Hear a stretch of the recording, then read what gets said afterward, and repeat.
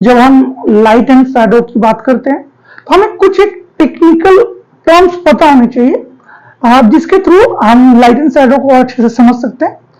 जैसे कि ये मैंने एक सॉलिड बॉल लिया हुआ है और इस पर लाइट यहां से आ रही है, ओके। तो वो एरिया जहां पे लाइट डायरेक्ट हिट कर रहा है, लाइट आके डायरेक्ट हिट कर रहा है और वो जो चमकता है, अगर आपने कोई ऑब्जेक्ट देखा होगा, शाइनी ऑब्जेक्ट अगर आपने देखा होगा, स्टील का ऑब्जेक्ट, वहां पे कहीं कहीं ऐसे ब्राइट चमकता है, तो वो एरिया कहलाता है हाईलाइट।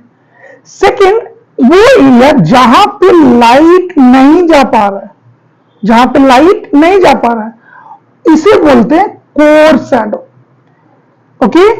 जहां पे लाइट जा रहा है और जहां से रिफ्लेक्ट हो रहा है वो कहलाता है हाईलाइट, और वो एरिया ऑब्जेक्ट का जहां पे लाइट नहीं जा रहा, दैट इज कोर शैडो। जैसे इसका कोर शैडो ये होगा, इसका कोर शैडो ये होगा।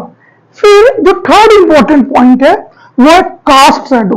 किसी भी ऑब्जेक्ट का जो शैडो है वो उसके फॉर्म के हिसाब से डिसाइड होता है, और जब वो सरफेस पे पड़ता है तो इसे शैडो नहीं बोलते, टेक्निकल टर्म में हम इसे कास्ट शैडो बोलते हैं।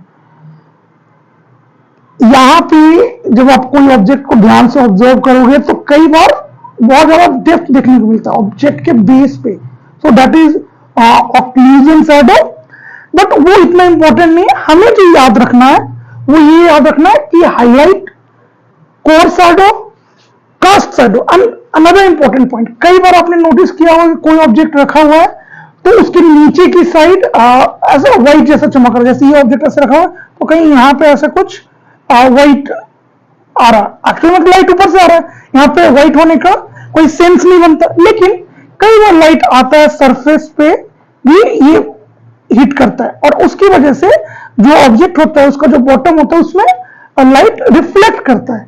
सो इसीलिए इसको कहते हैं रिफ्लेक्टेड लाइट, यानी कि highlight, core shadow, reflected light and cast shadow.